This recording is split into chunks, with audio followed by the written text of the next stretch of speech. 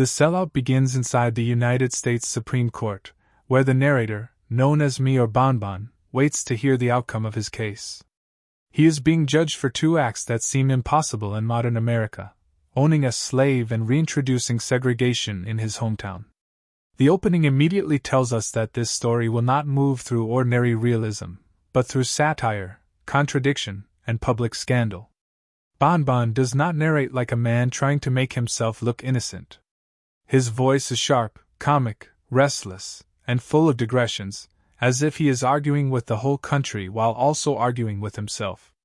He is a farmer, a defendant, a son, and a man shaped by experiments long before he begins performing experiments of his own. His story asks how local life in an erased California town could become a case before the highest court in America. Bonbon comes from Dickens, a fictional city on the outskirts of Los Angeles. Dickens is poor, partly agricultural, racially mixed, and treated as if it barely exists by the world around it. It has its own habits, characters, and local identity, but very little official power. The question of whether Dickens exists becomes central, because the town's disappearance sets the whole plot in motion. Bonbon's father, F.K. Me, is a social scientist who believes he is studying race, psychology, and human behavior. He raises Bonbon less like a normal son and more like a lifelong research subject. His lessons are often humiliating, theatrical, and cruel, designed to test fear, obedience, identity, and social conditioning.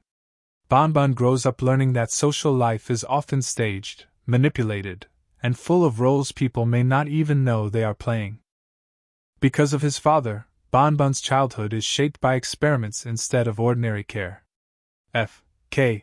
Me treats him as evidence for his theories, using him to prove ideas about race and behavior. This leaves Bonbon damaged, but it also teaches him to think in terms of tests, systems, and social reactions. Later, when Bonbon begins changing Dickens, he is partly repeating the experimental habits his father imposed on him.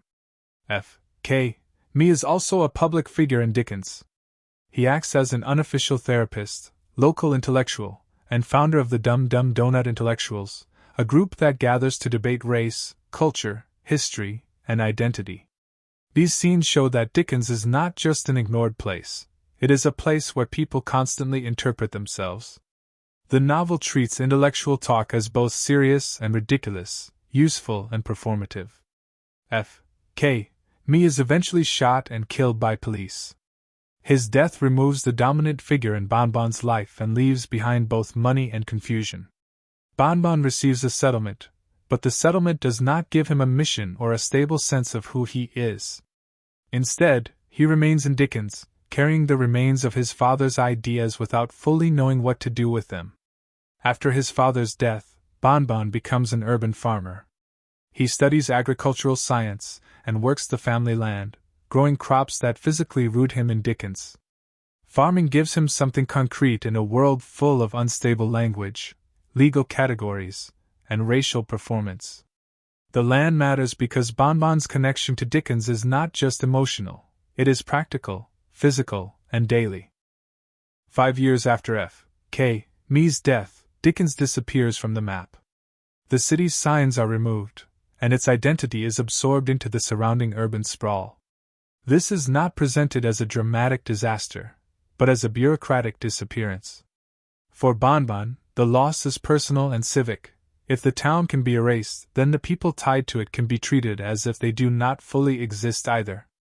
Bonbon begins trying to restore Dickens by marking it back into the world. He replaces signs and paints boundary lines around the old city limits. Other residents join in, and the act becomes a strange public ritual. At first, his goal is simple: Dickens should have borders, a name, and visible presence again. The second major force in the story enters through Hominy Jenkins. Hominy is an elderly former child actor who once performed in racist film shorts and comic routines. He carries the gestures, language, and psychic damage of a world that turned racial humiliation into entertainment. In him, the past is not safely historical, it is still alive as performance, habit, and need. Hominy attempts suicide, and Bonbon saves him. Afterward, Hominy attaches himself to Bonbon, and begins calling him Masa. He insists that he wants to become Bonbon's slave, even though Bonbon does not begin with any desire to own him. This is one of the book's most disturbing comic reversals. Slavery enters the present not as a simple revival, but as a role Harmony demands to perform. Bonbon repeatedly tries to free Harmony, but Harmony refuses to stop playing the slave. The arrangement is not useful in any normal labor sense, because Harmony is old, theatrical, and often more burden than help. What he wants is not efficiency but position, ritual, and recognition inside a role he understands. Through Harmony, the book makes slavery not just a legal category, but a surviving performance that still shapes identity. As Bonbon tries to restore Dickens, Harmony's slave role becomes tied to the larger project. Bonbon is trying to make an erased town visible, while Harmony is trying to make an erased historical role visible through himself. Both acts are grotesque, but both are also attempts to force recognition. The novel keeps connecting place, history, and performance until none of them can be separated cleanly. Bonbon continues attending meetings of the Dum Dum Donut intellectuals, where Foy Cheshire becomes one of his main rivals. Foy is a writer and public intellectual who treats Bonbon with contempt and calls him the Sellout. He rewrites classic literature, including Huckleberry Finn, removing offensive racial language and reshaping the text for his own purposes. Where Foy tries to manage the past through editing, Bonbon and Harmony drag the past into the open through obscene performance.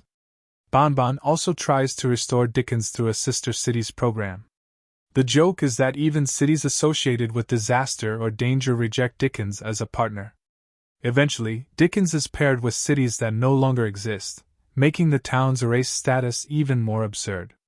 This episode turns a harmless civic program into another reminder that Dickens is being treated like a ghost place. Marpessa Delissa Dawson is one of the most important people in Bonbon's life. She is a bus driver, his former lover, and someone who knows him from before his public scandal. Their relationship is intimate, sarcastic, sexual, and unresolved. Marpessa keeps the story connected to ordinary desire and disappointment even as Bonbon's actions become increasingly extreme. Bonbon's first clear act of resegregation happens on Marpessa's bus. He places "white only" signs at the front, turning public transportation into a stage for his experiment. This act connects directly to Harmony's slave role, because Bonbon's project is now reviving two forbidden systems at once: slavery in private life and segregation in public space. The bus becomes one of the first places where his restoration of Dickens crosses into national taboo. Bonbon's project then moves into the school system. At Chaff Middle School, he speaks to students about agriculture and talks with a teacher named Charisma about segregation. The school becomes another testing ground for his ideas about boundaries, identity, and behavior. In the novel's logic, education is not just about learning facts, it is also about how society teaches people where they belong. Bonbon announces the creation of an all-white school called the Wheaton Academy Charter Magnet School of the Arts, Science, Humanities, Business, Fashion, and everything else. The name is inflated and absurd, mocking the language of educational branding and institutional ambition. The plan intensifies the scandal because Bonbon is no longer only marking Dickens's borders, he is staging segregation as a civic experiment. At the same time, Harmony's slavery makes the experiment feel even more legally and historically explosive. Inside the fictional world of the novel, the school experiment produces an uncomfortable paradox. Some characters suggest that the resegregation effort seems to be working, or at least producing energy, focus, and reaction. Beatty does not present this as a straightforward policy argument. He presents it as a contradiction the reader has to sit with. The same is true of Harmony's slave role. The book does not ask the reader to approve it, but it does force the reader to see that it has meaning for him. Foy Cheshire responds by attacking Bonbon's project directly. He promotes his rewritten educational text, Tom Sawyer, and positions himself as the moral and intellectual opponent of Bonbon's school scheme. His protest escalates from argument into performance, and then into violence. By this point, the conflict is not simply between segregation and integration, but between different ways of handling history, editing it, reenacting it, mocking it, or trying to bury it. Foy eventually shoots at the school bus, and then shoots Bonbon. Hominy attends to Bonbon as he bleeds, placing the slave arrangement directly inside one of the novel's most physically dangerous scenes. The private absurdity between Bonbon and Hominy has now merged with public violence, school politics, and legal consequence. What began as a strange local performance becomes part of the case that sends Bonbon toward the Supreme Court. Bonbon is pulled into the court system, where Hampton Fisk becomes his lawyer, and Judge Nguyen tells him the case will go to the Supreme Court. The law now has to translate everything that happened in Dickens into formal charges and arguments. That includes both the resegregation schemes and Hominy's role as Bonbon's self-declared slave. The Supreme Court frame turns the local absurdity into national legal theater. The ending does not give the reader a clean verdict on Bonbon, Hominy, Dickens, or the country judging them. Foy is found innocent of attempted murder, though Bonbon wins a civil suit against him. Hominy eventually quits slavery and says he and Bonbon will need to discuss reparations. Bonbon and Marpessa see Dickens appear in a weather report, and Bonbon cries because the erased town has, at least for a moment, been named again. The final movement matters because Dickens has not been redeemed, Bonbon has not been purified, and Hominy has not been simply fixed. Instead, the novel leaves its central conflicts alive, as if naming the town again is meaningful but still far from enough.